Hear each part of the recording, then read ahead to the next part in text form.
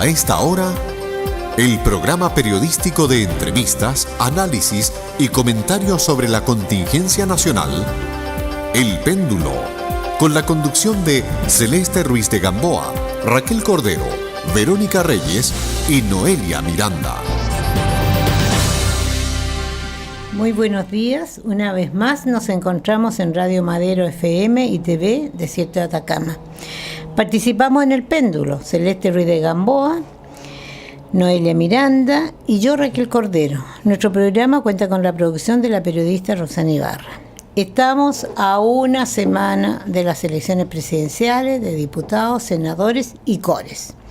Y ya hemos conocido a través de los debates a nuestros 8 candidatos para asumir la presidencia de Chile. Esperamos que Chile se pronuncie por el mejor y que todos concurran a los lugares de votación. Es importante la opinión de cada uno de los chilenos y chilenas y ahora es la ocasión de demostrarlo. Nuestro invitado de hoy es don Juan Carlos Martínez, presidente de ACIMED, quien hace poco celebró un nuevo año en la institución con una gran comida a la que asistió mucha gente. Cuéntenos, ¿cómo fue esa comida? Bueno, fue estupenda y como todos los años, la cena anual de ACIMED es un encuentro. Exacto. Después de un año donde nos hacemos cariño, conversamos. Hay mucha gente que se encuentra en esa ocasión. Entonces hay mucho aspecto social, pero también es un recuento de lo que hemos hecho como asociación en el año. Y también es una ocasión excelente para reconocer las buenas acciones que han hecho personas y las empresas nuestras. Don Juan Carlos, sí. Tuve la oportunidad de leer su discurso y me parece interesante que la visión que usted plantea de ver los puntos positivos y los negativos de la empresa chilena. Y hay uno especialmente que creo que tiene una gran trascendencia en este momento, en este país, por lo que decía Raquel, porque viene un cambio de gobierno, puede venir un cambio de políticas, y resulta que la empresa chilena se encuentra en una situación, y especialmente los empresarios unidos a ACIMED, que es crítica, es difícil. Es complicada porque no hay una buena imagen de los empresarios chilenos y además vienen cambios revolucionarios en la parte electrónica, tecnológica. Y yo digo que no hay una buena imagen en un sector de la población con todo lo importante que tiene que ser en un país que los empresarios estén bien posicionados y bien firmes. Por eso su postura la comparten la mayoría de los empresarios y quieren cambiar y quieren mejorar y quieren estar bien relacionados con la población, con la ciudadanía. Absolutamente, por lo menos eso es lo que han expresado. ¿Ya?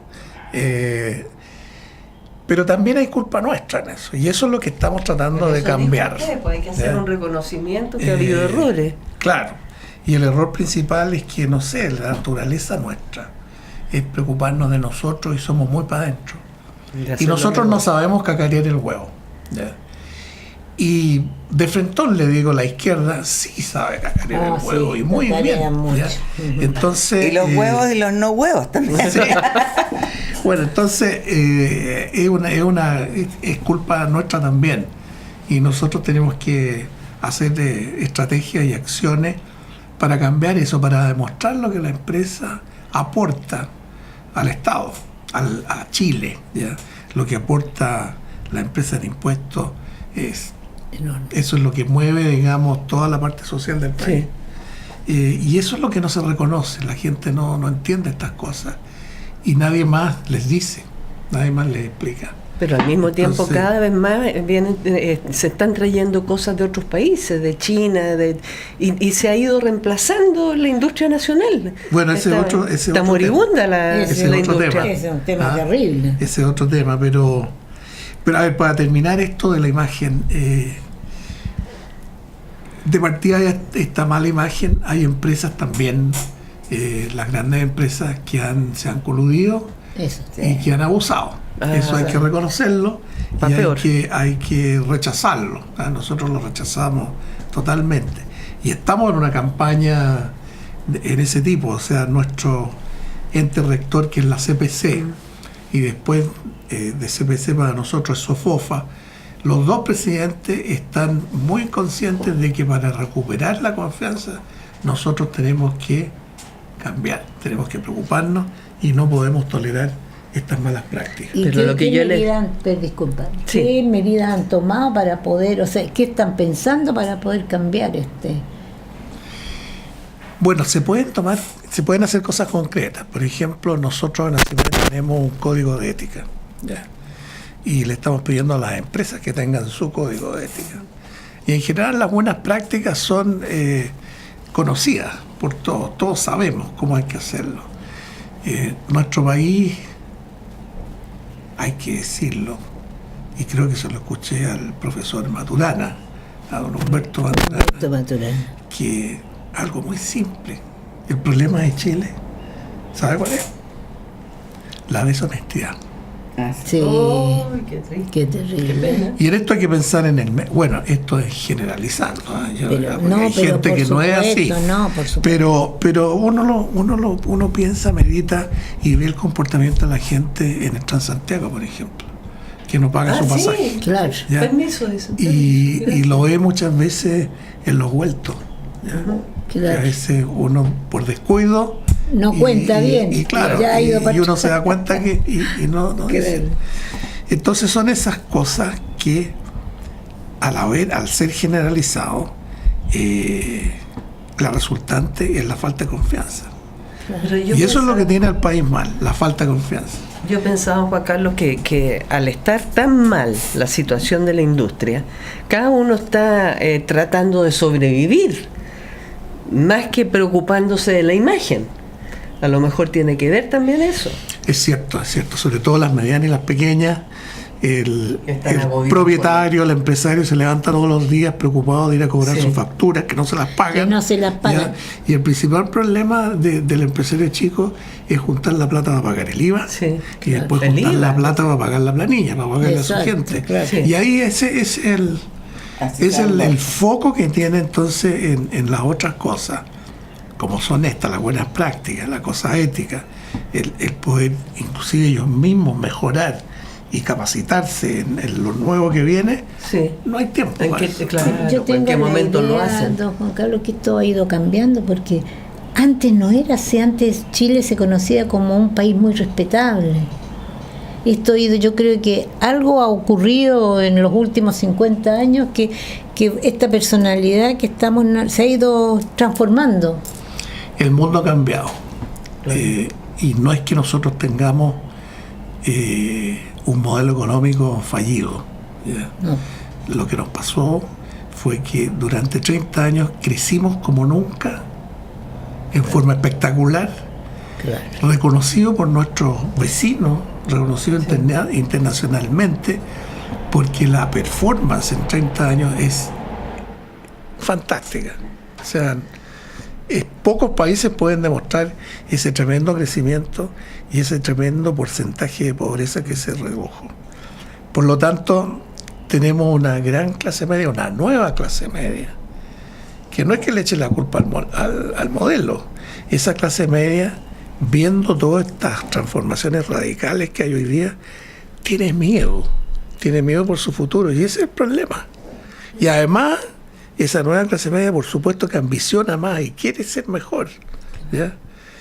Y nosotros los empresarios, la empresa, que es el motor de la economía, puede darlo si nos ponemos en esa tarea. Nosotros podemos seguir creciendo y podemos mejorar el bienestar de los chilenos realmente. Claro, pero precisamente en ese afán de mejorar la situación de todos, es que en este momento hay un punto crucial en la economía mundial, en los cambios que se vienen. ¿Qué están haciendo para esos cambios? Porque ya no podemos seguir insistiendo en preparar a la gente para que maneje una máquina, por decirte, cuando resulta que en Estados Unidos, en Europa, ya no lo usan una persona en esa máquina, entonces hay que tener una visión mucho más allá. Estamos haciendo poco. Y yo lo que veo es que no nos hemos dado cuenta de lo que viene. Se nos viene un tsunami, ¿ya? O sea, ya está el tsunami. Estamos viviendo el tsunami. Precisamente este fin de semana hay en Valparaíso, tengo entendido, el llamado el Puerto Ideas, donde generalmente estas ideas van fluyendo, pero a los chilenos nos cuesta que nos lleguen, que internacionalizarlo. Pero lo cierto es que los empresarios como usted, los directivos, tienen que ir abriendo el camino. Yo creo que ese es el rol de la asociación. La asociación es una institución de la sociedad civil, ¿ya? Y esa institución debe ser el chicote para las autoridades, para exigir. Porque nosotros estamos en primera línea viendo lo que pasa. Y nosotros hemos sido muy tímidos, creo yo, ¿ya? El cacareo del huevo de nuevo. Y nosotros tenemos que guasquear por siempre nuestros intereses, ¿ya? Siempre por crecer, por ser mejor y por ser competitivo, ¿ya? Volviendo al tema tecnológico, tenemos que preocuparnos de esto, ¿ya? En el sentido, un liceo industrial. Sí, tenemos un liceo industrial, y tenemos herramientas. Porque ahí, en ese liceo industrial, ustedes justamente podrían ir abriendo esos caminos y esas mentes. En eso estamos. ¿Sí? En eso estamos. ¿Qué es lo que han hecho para ayudar ese liceo? El 90% se coloca en las empresas nuestras. Eso, pero eso hace mucho por lo tiempo. Tanto, eso hace siempre. ¿Y por qué es eso? Porque están bien preparados técnicamente. ¿Y dónde está Está en Ñuñoa, en la calle Doctor Yojo, frente a la municipalidad. La escuela de periodismo. En la parte de Irarrázaval, al sur de Irarrázaval. ¿Y cuántos niños van ahí? Son 800 alumnos. Wow. Sí. Pero tremendo, sí. Regio. Y lo que tiene que es educación dual, o sea, pasan los niños un tiempo en las empresas y un tiempo en el aula. ¿Y cómo pueden ingresar los niños a esa escuela? Se postula. Se postula. Sí. ¿Y hay cuántas libremente, postulaciones? no por tómbola. Bueno, yo desconozco cómo está haciendo ahora, pero yo me imagino que debe ser de acuerdo a cómo están las cosas. Fíjate que esta semana tuve la oportunidad de recorrer, que cosa que me gusta, la línea 6 del metro, la nueva, la que va desde Los Leones hasta Cerrillo. Y recuerdo haber estado en la primera línea, la línea 1, cuando se inauguró. Entonces han pasado, qué sé yo, 40 y muchos. tantos, 40 años más o menos. Pero resulta que en esta línea ya no había conductor, sin conductor. Y se abren doblemente las puertas y hay una absoluta seguridad. O sea, el avance está, lo tenemos aquí ya en este momento. Y ese cambio, la gente iba a mirar cómo se manejaba esto sin dice Juan conductor. Carlos, que la gente es deshonesta porque ya una vez se habían abierto estas puertas y otro había pasado con lado sin pasar su tarjeta VIP. Entonces el chileno no le falta por dónde encontrarle, bueno, que siempre encuentra la vuelta. La manera. Y lo encuentran que es gracioso. Además, eso es lo peor. No, tu observación es verdad. Nosotros, nuestra generación, tiene la fortuna de haber sido testigos, de ser testigos de los tremendos cambios. De todos los avances. Yo me acuerdo cuando los teléfonos eran con una manivela.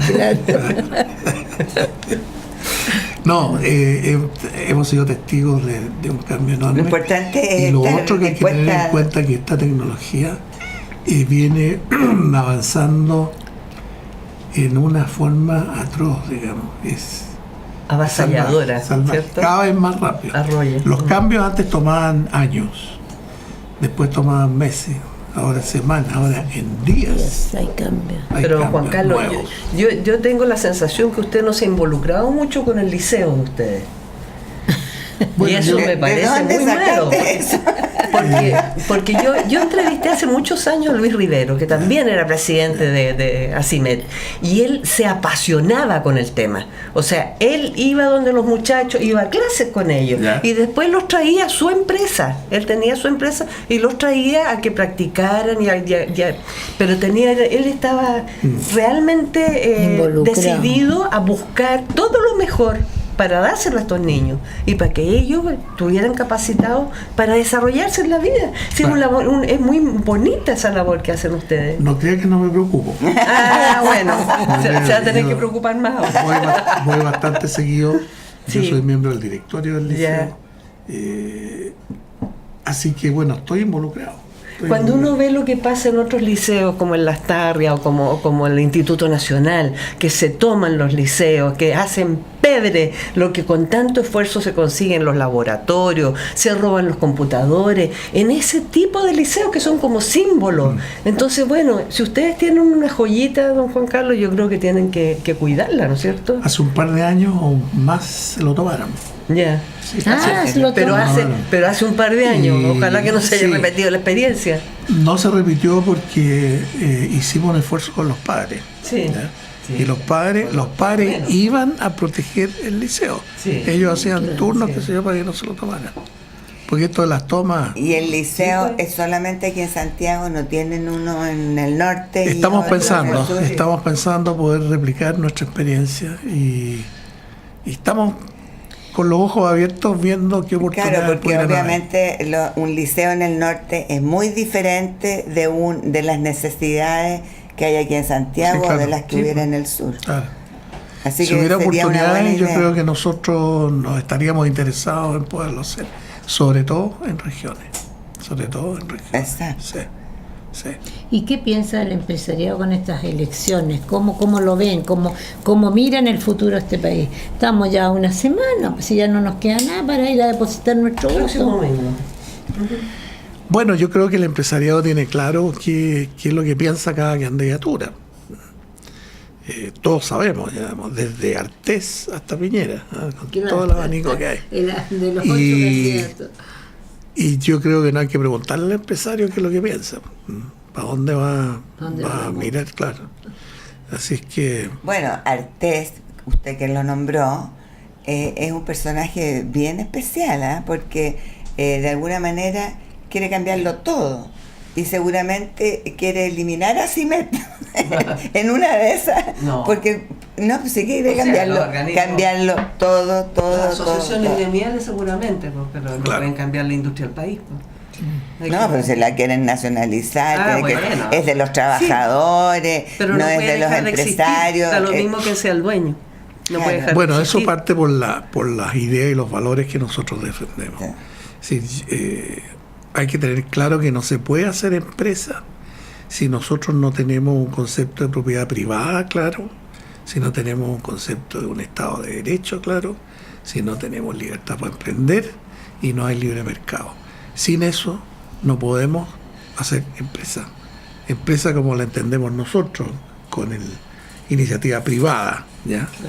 Porque el privado es un agente económico que funciona con oportunidades. Claro, pero al mismo tiempo, con todo lo que usted está diciendo, supongamos que yo quiero hacer una empresa, pero hay una infinidad de dificultades para poder hacer inicio de actividades, para poder conseguir créditos, para poder emprender.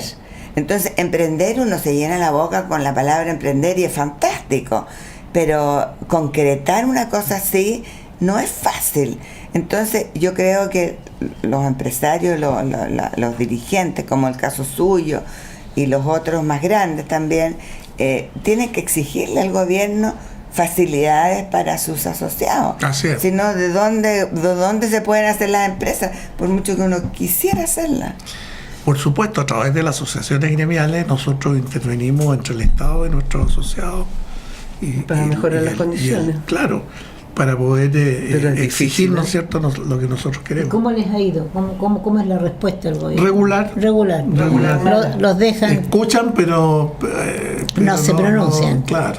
Comparativamente con nuestros vecinos, por ejemplo, en este momento da la impresión que Perú tiene muchas facilidades para los emprendedores. Y de hecho, por eso se está yendo gente. Un punto que a mí me preocupa mucho. Claro. En el mundo hoy día hay una competencia tremenda por la inversión, por atraer inversiones, por atraer capital. ¿Ya? Y si nos vamos a esta parte del mundo, nuestros vecinos, mire lo que está pasando en Argentina, lo que pasa en Perú, lo que pasa en Paraguay en menor escala. están atrayendo capitales chilenos. O sea, estamos en ese. ¿Ya? No solo no hay condiciones aquí para el inversionista local, ¿ya? Sino que el inversionista local, el chileno, está viendo que hay mejores oportunidades afuera. Más facilidad. Entonces, lo que uno pregunta, ¿para dónde vamos? ¿Para dónde va la micro aquí? ¿Pero ha sido culpa del empresariado chileno también? No, yo no diría, bueno, es la culpa que yo le dije, que no nos preocupamos. Por ejemplo, los textiles. Es decir, se murió toda la industria del textil. El calzado está retomando ahora así como unos emprendedores diminutos, pero antes teníamos muchas empresas que hacían zapatos de muy buena calidad. Ahora todos los zapatos son chinos, los géneros, es decir, ya nadie cose nada. ¿Por quién va a comprar un metro género para hacer una falda?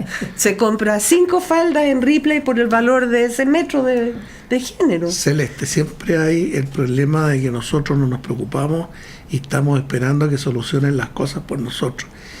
Y eso universalmente no es así. No, uno tiene que preocuparse. Por eso le hablaba yo de la importancia de la asociación y todo lo demás. Sí. Yo creo que Chile no tiene por qué no tener industria textil o del calzado y ni siquiera subsidiarla, sino que darle las condiciones. Meditar en una mesa, público, privada, académica. ¿Qué pasa? ¿Por qué no podemos competir? ¿Qué nos pasa? Sí. Porque lo más primario, es que hoy día Chile es abierto al mundo, entonces se viene toda la competencia. ¿Pero por qué? ¿Por qué? Si nosotros tenemos industrias como, por ejemplo, Cormecánica. Cormecánica es una empresa que nació del apellido Renault hace muchos años en los Andes. Y hoy día Cormecánica es una empresa que fabrica 500.000 cajas de cambio al año y las exporta todas. El 85% se va por tierra a Curitiba. Y así todos son competitivos, porque Renault tiene fábricas de cajas de cambio en varias partes, en varios países. ¿Madeco era de Asimet? Madeco pertenecía a Asimet. El presidente de Madeco fue el fundador de Asimet, don Américo Simonetti. Bueno, Madeco es un ejemplo pensando en el futuro de Chile, porque nosotros que tenemos tanto cobre y que exportamos los lingotes y exportamos las láminas en bruto, digamos, de manera primaria, y porque Madeco no ha sido la gran empresa chilena que pueda hacer alambres, hacer implementar. Todo eso lo hacía. ¿Y qué le pasó? Muy caro. Sabe que es difícil entender, pero yo creo que el efecto es el mismo, el de la industria textil, de la industria del calzado. Nos dejamos estar. ¿Ya? Y miramos para el lado y nos pusimos a importar. Claro. Porque resulta que mis socios le está pasando eso. ¿Ya? Y yo no pierdo a mis clientes. Si en vez de estar fabricando, yo lo traigo de afuera. Igual se lo ofrezco a mis clientes. Claro. Igual soy especialista. Claro. Hay que buscar los valores. Lo que pasa es que agregados. hoy día la manufactura en muchos casos no paga. ¿Ya? Es muy riesgosa. Hay muchos escollos. ¿Ya? Y eso es lo que hay que sentarse a ver y meditar. Eliminar. ¿Cómo lo podemos arreglar? Yo tengo un conocido ahí que tiene una fábrica, una fábrica de vitrinas refrigeradas, y en un sistema de refrigeración se usa harto cobre, varias cañerías de cobre. Y él compra el cobre en China y me dice, oye, el proveedor mío China me ve y se muere la risa. Y si tú vienes a comprar el cobre. Yo me acuerdo haber escuchado en algún minuto asociarse con los chinos y que vengan a hacer una industria acá en Chile, cosa de que el cobre no tenga que viajar y trasladarse para allá, sino que aquí mismo sacarlo de... Pero es que el chino tendría los mismos problemas que tienen los chilenos. Claro. Pero ahora ya eso ya lo superó. Pues, lo que pasa es que el ambiente es negativo a la empresa, a la empresa competitiva. Porque si un chileno se va a China le va bien. Yo conozco varios, ¿ya?, que no han podido competir aquí, se han ido a instalar con maestranza en China para poder exportar a Chile, desde Chile. ¿Exportar a Chile? Sí. Entonces es el medio el que importa, porque el empresario es un animal universal, ya que responde a los mismos estímulos. Las mismas inquietudes, entonces el Estado es el que tiene que ver, bueno, qué estímulos vamos a dar, ¿ya? y nos hemos ido descuidando y nos estamos llenando. Aquí no hay ningún estímulo. Nos estamos llenando de regulaciones, de problemas, de leyes, ¿ya? Y de situaciones, de un ambiente malo para la empresa. Entonces, mire, don Juan Carlos, después de este programa con nosotros, usted va a llegar a su oficina y va a escribir todo lo que hemos hablado y se lo va a presentar a los candidatos para ir donde los candidatos. ¿Tiene una semana para hacer eso? Claro, tiene justo una semana. No, nosotros lo hemos hecho, Celeste. Ya está hecho. Nosotros nos juntamos hace más de un año con ASEXMA, con ACTI Roberto Fantuzzi, y con, no le faltan pilas. Con ASOEX, ¿ya? Y Ronald Maun ha liderado un estudio que encargamos a economistas de 3 universidades de pensamientos transversales. Y estos economistas se pusieron de acuerdo y este año, a mediados de año, entregaron un informe que se llama Crecer Juntos. ¿Ya? Entonces, ese es el futuro. Este informe lo estamos difundiendo a full, ¿ya? Entonces me quiero tomar esperamos copia nosotros. De todas maneras, yo quiero aprovecharme de esto para poder enunciarles esto que hay. O sea, hay preocupación del empresariado, hay preocupación de las asociaciones de qué hacemos. Qué bueno, qué bueno, eso al menos es algo. Ponerse de acuerdo un poquitito en que, bueno, esto es lo que hay que hacer para crecer. Sí. Y por lo menos los economistas se pusieron de acuerdo. Le agradecemos muchísimo su presencia en nuestro programa y nosotros volvemos en unos minutos. A usted, Raquel, muchas gracias por tenerme acá. A esta hora estamos presentando El Péndulo, con la conducción de Noelia Miranda, Verónica Reyes, Raquel Cordero, Celeste Ruiz de Gamboa. En Madero FM, la fuerza del norte. 100% del norte de Chile. Madero FM.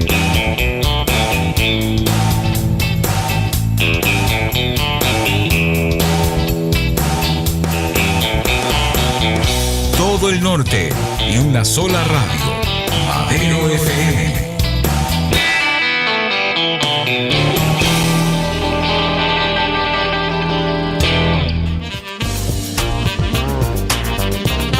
Todo el norte y una sola radio. Madero FM.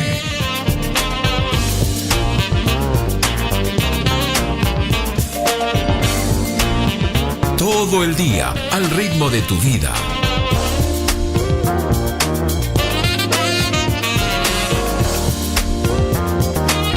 Escuchas Madero FM.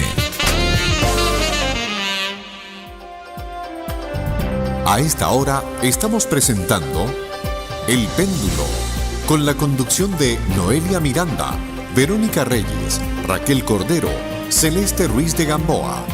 En Madero FM, la fuerza del norte. Regresamos a nuestro programa y ahora con el senador Alberto Espino Otero, quien después de 3 periodos consecutivos como diputado y luego de ser elegido senador por otros tantos periodos, decidió no ir a la postulación. ¿Qué le pasó, senador?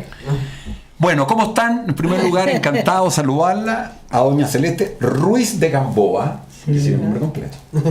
¿O no? A doña Noelia Miranda, ¿cómo está usted? Bien, bien, bien. Tengo que portarme bien porque Noelia Miranda conoce a mi señor y si me porto mal, me llega al cogote. Y la querida doña Raquel, a la que le doy un besito. Hola, ¿cómo está usted? tal? Qué Bien. gusto de verla, encantada de poder estar con ustedes hoy día, encantado de poder estar con ustedes hoy día. ¿Qué me pasó? Senador, ¿por qué no va? Porque creo que hay momentos en que tienen que permitir que surjan nuevos liderazgos en el Parlamento. Yo saludar primero a todas las auditoras y auditores, para no ser maleducado, desde Tocopilla hasta exactamente Coquimbo, pasando por Antofagasta, Mejillones, Calama, Sierra Gorda, María Elena, Baquedano, Antofagasta, Paposo, Talca, Pan de Azúcar, Chañaral. Tal. ¿Qué dije? Talca. Tal, perdón. Pan de Azúcar, que estoy leyendo ya.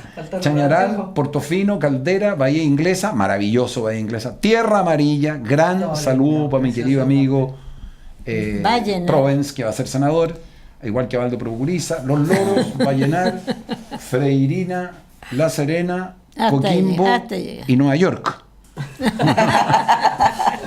No, felices. Exactamente. Les cuento.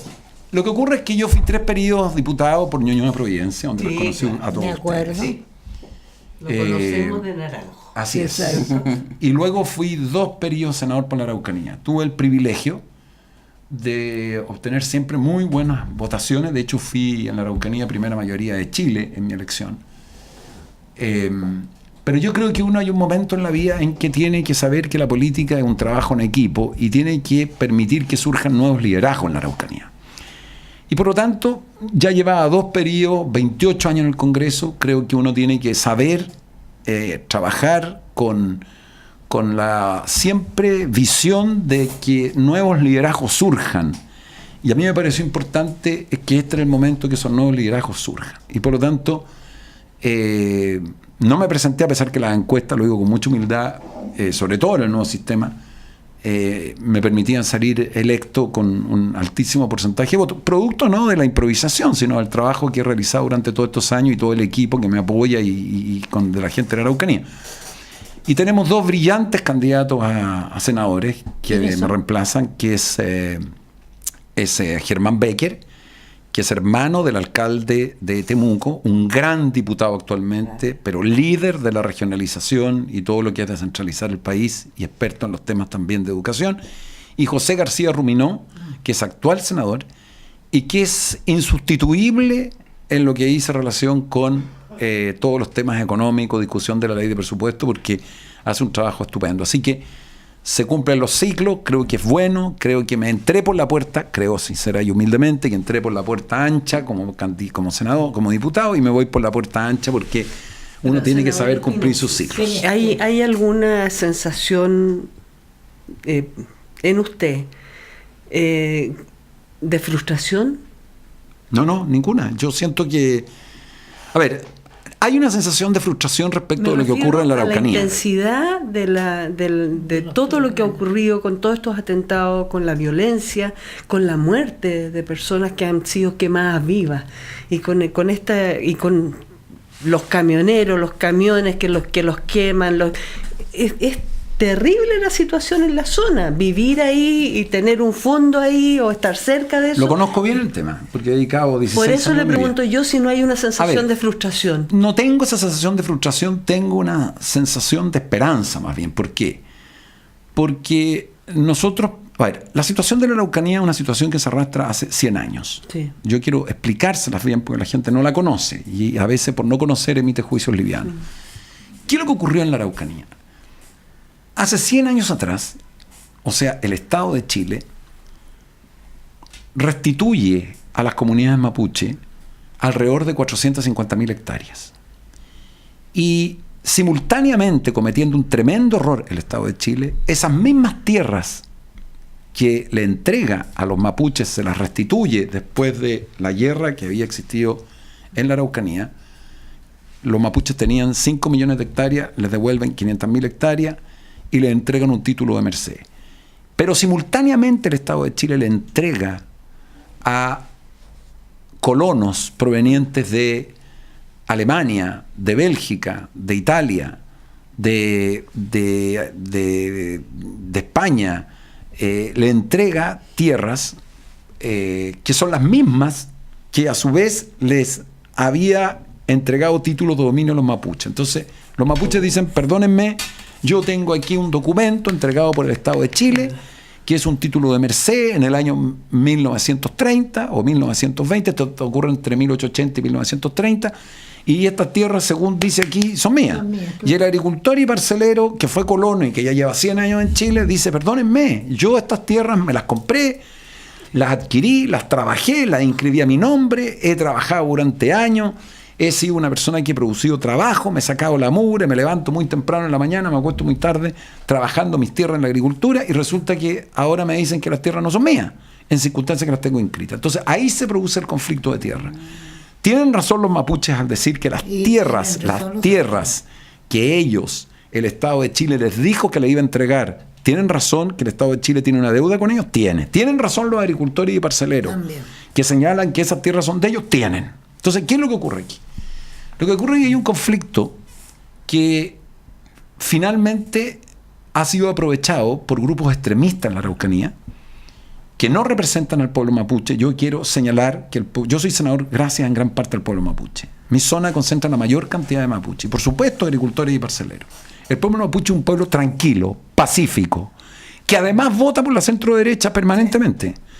Por lo tanto, aquellos que hacen un juicio crítico del pueblo mapuche en general cometen un profundo error, y es un pueblo pacífico. ¿Qué es lo que ha surgido?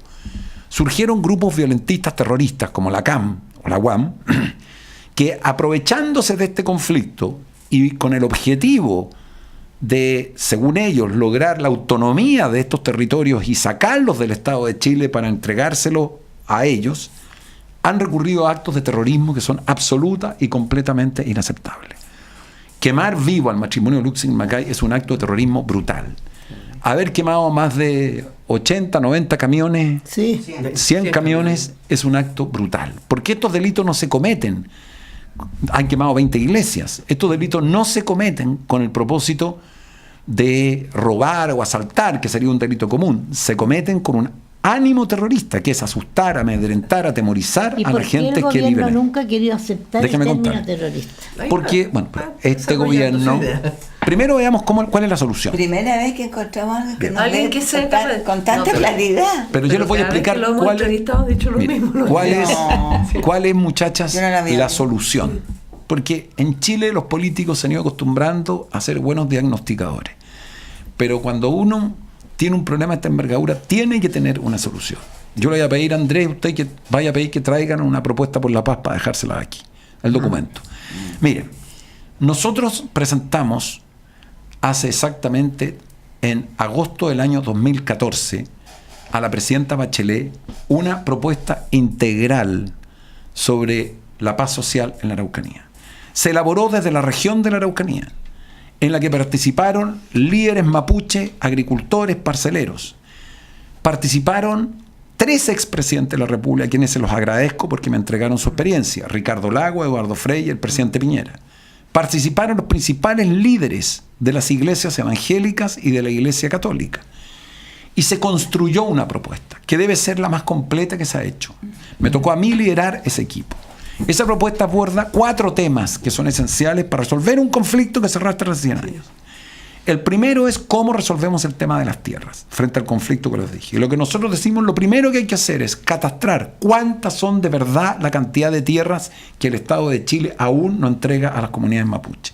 Catastradas y determinadas las tierras, pues se han entregado muchísimas, por lo tanto no son tantas las que quedan, que a esas comunidades se les entregue o tierras de calidad similar, porque aquella que tiene el agricultor no tiene por qué quitársela y es de él, Lógico.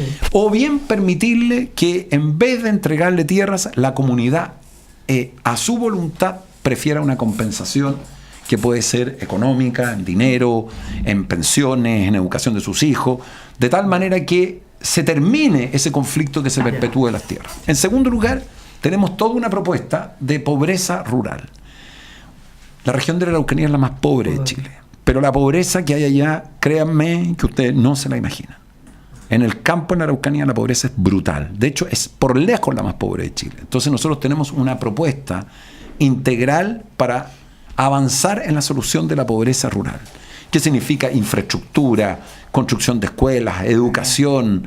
Significa transporte, significa capacitación para trabajar sus tierras, significa servicio. Está completa la propuesta. Luego hay un tercer tema. Chile es un país multicultural. Nosotros no somos solo descendientes de los españoles, eso no es verdad. En Chile conviven distintas culturas. De hecho, en la región de la Araucanía, si usted va a Capitán Pastene, están los italianos, con una de las colonias más antiguas. Vayan a un restaurante de Don Primo, maravilloso, que se come la mejor comida italiana que he existir en oído Chile. eso. Después tenemos los belgas, que están ubicados en la zona fundamentalmente de Victoria. Tenemos los alemanes, que están ubicados, igual que los belgas también, en Traillén. Y tenemos, por supuesto, españoles. Y tenemos 1/3 de la población de la Araucanía es mapuche. Y los mapuches llegaron antes que todos nosotros a estas tierras. Por lo tanto, hay que entender que somos multicultural. Y multicultural es una fortaleza de un país. Porque cuando uno tiene un país que convive en distintas culturas y forman una sola nación, eso enriquece un país. Por lo tanto, hay que entender y asumir que somos multiculturales, que el pueblo mapuche tiene sus tradiciones, culturas, celebra el Año Nuevo en fecha distinta, tiene un idioma distinto, Y eso los países inteligentes y sabios lo entienden y lo usan como una fortaleza y no como una debilidad. Pase nomás si no le van a pegar, amigo mío, con toda confianza. Entonces, ahí tenemos que avanzar en la participación del pueblo mapuche en la institucionalidad. Y para eso nosotros planteamos, primero, que es evidente y necesario que exista hoy día un reconocimiento en nuestra Constitución que somos multiculturales, que somos una nación que convive en distintas etnias y grupos. Y, en segundo lugar, que somos capaces de crear además el Consejo de Pueblos Indígenas, para que tengan voz, para que nosotros podamos saber quiénes son sus autoridades legítimamente elegidas. Me parece básico, porque hoy día no se sabe, hay mucha ignorancia. Y un cuarto capítulo, aquí les entrego el documento, propuesta por la paz social en la Araucanía, para que ustedes lo tengan, se los dejo de recuerdo. Y el cuarto capítulo es lo que dice relación con la violencia. Y en esto hay una doble dimensión. Pero es que limitar solo el conflicto de la mapuche a la violencia es un error. Claro, la violencia debe ser condenada y criticada, pero he tratado de ser lo más pedagógico para decirles cómo es el tema. Y el cuarto capítulo que tomamos es la violencia. Y en la violencia hay dos temas.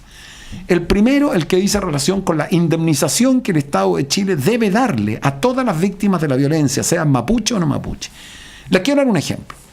¿No creen ustedes que es justo que los 90 conductores y pequeños propietarios de camiones, o bien el matrimonio Luxinger-Macay, o Cecilia Jara Yancavil, mapuche, que le quemaron su maquinaria grupos terroristas por apostar por la paz social, ¿no creen ustedes que el Estado de Chile debe indemnizarles? Porque no se trata de víctimas de un delito común, sino víctimas de un delito con motivaciones políticas.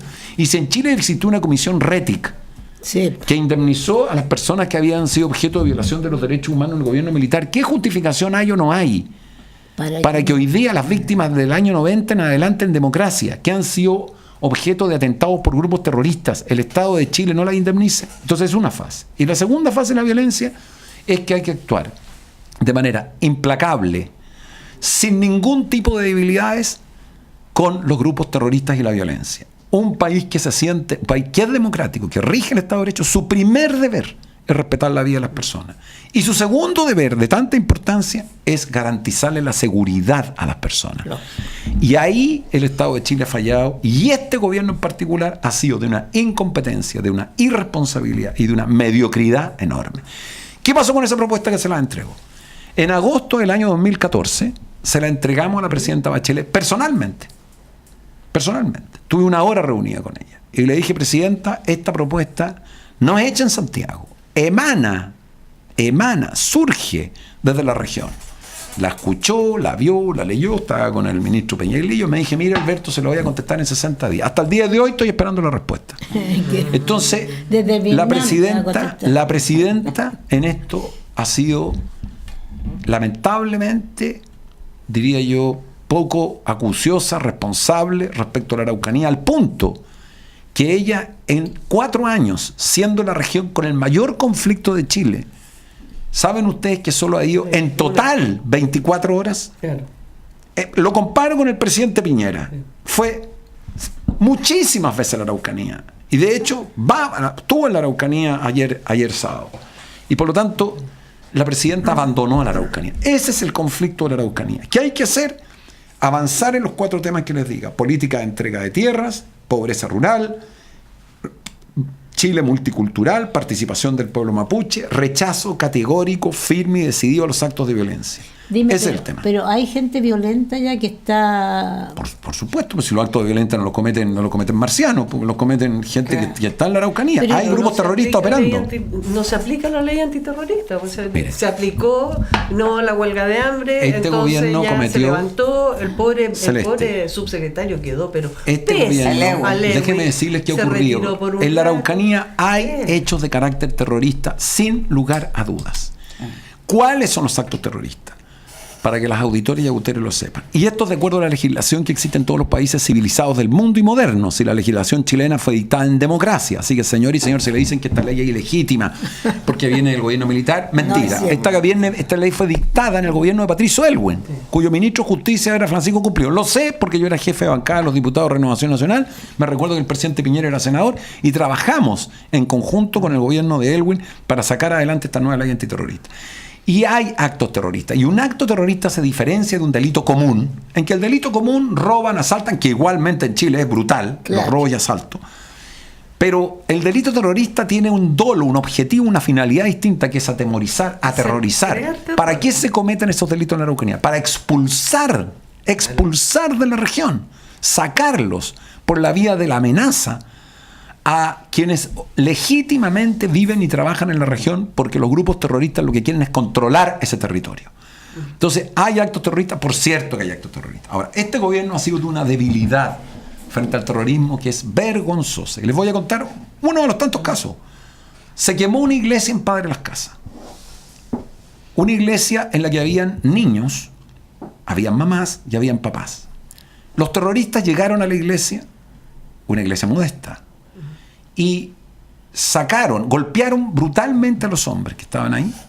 Salieron todos arrancando, los niños se escondieron debajo de las bancas y quemaron la iglesia. Y fueron pillados en delito flagrante. A las pocas horas los sorprendieron con las manos en la masa. Bueno, obviamente un delito terrorista, porque quemar una iglesia no puede ser más terrorista. No tenía otra finalidad que causar miedo, por supuesto, pero la gente alcanzó a arrancar. El resultado es que este delito, el gobierno, después de haber dicho que nunca se iba a querellar por la ley antiterrorista, porque la presidenta, hago un paréntesis, cuando asume, comete un error inconcebible en un presidente.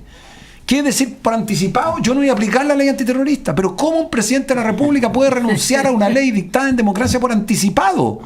Eso, ¿ustedes creen que puso contento o triste a los terroristas? Contento, porque les dijo de antemano que no les va a aplicar la legislación. Pero a la fuerza de los hechos le dobló la mano y finalmente este caso era tan brutal que tuvo que querellarse por delito terrorista. Pero lo que es insólito es que después de querellarse por delito terrorista, después de acusar a los autores de este delito por delito terrorista pidiéndole 20 años de cárcel, una huelga de hambre ilegítima, resulta que el gobierno echó pie atrás, se doblegó, se puso de rodillas frente al chantaje y la huelga de hambre, y lo que hizo fue cambiar y decir que ahora el delito no era terrorista. Eso en democracia es inaceptable.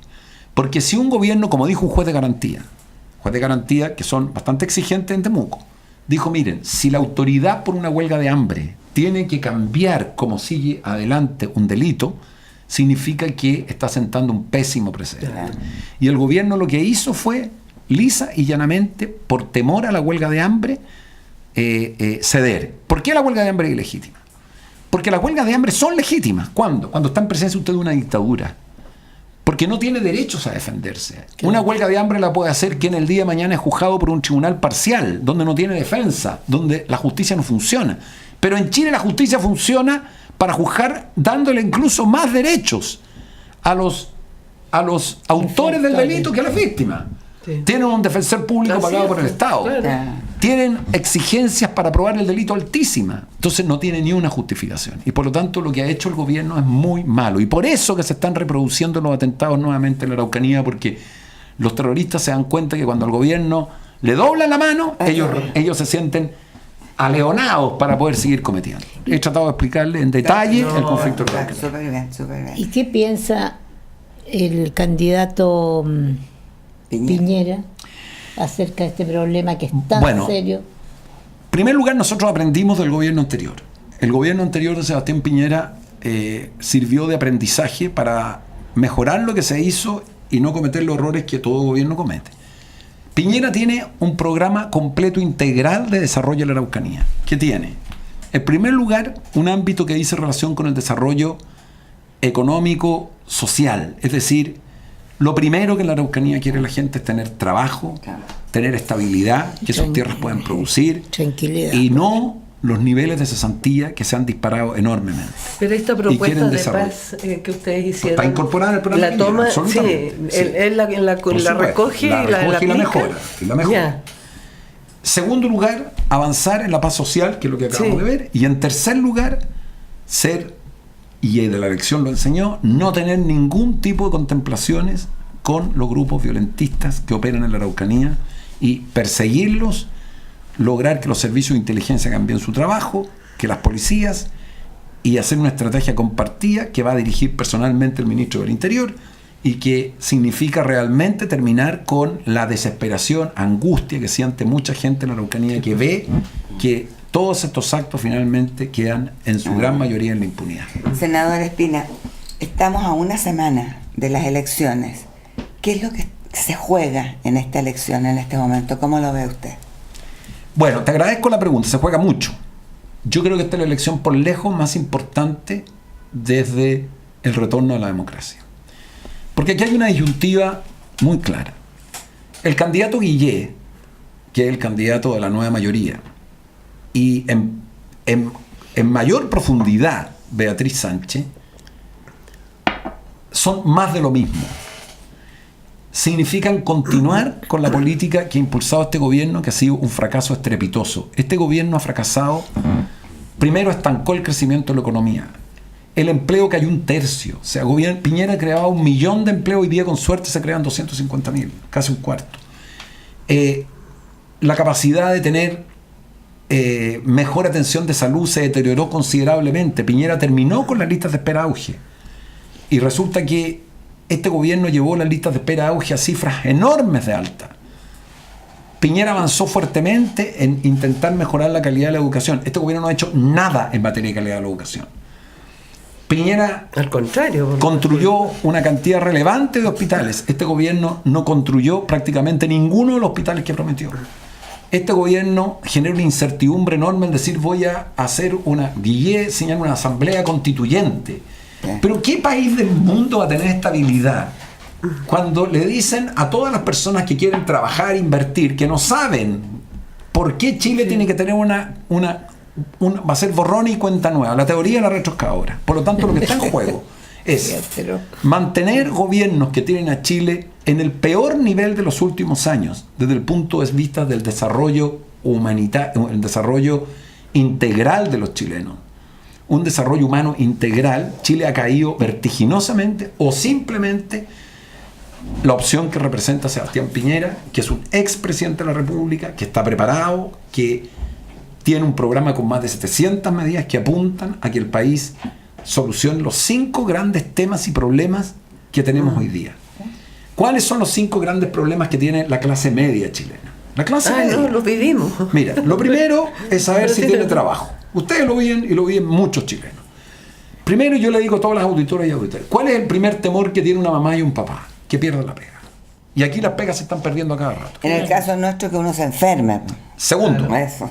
que se enferme. Es de pánico enfermarse. Porque o es muy caro, o tiene además listas de espera que se demoran a veces años. Incluso cuando le llega la notificación de que usted va a ser atendido, ya está muerto. Ya está, claro. Entonces, eso, Sebastián Piñera respecto del empleo, dice que va a duplicar el empleo. Respecto de lo que dice en relación con la salud, que va a terminar con las listas de espera auge y que va a disminuirlas considerablemente de una manera muy inteligente. Dice lo que los hospitales públicos no puedan cubrir por capacidad, por infraestructura, entonces le va a entregar un bono a la persona para que pueda ir a atenderse en una clínica privada y que realmente le paguen a la clínica privada lo justo, no más de lo que corresponda, para que objetivamente la persona sea atendida. Lo que importa es cómo se atiende la persona. Y la gente quiere que la atiendan. ¿Y quién la atienda?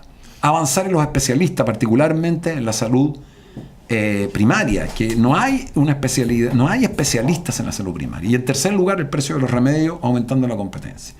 En las jubilaciones... Nos queda un minuto, se nos pasó así. Sí.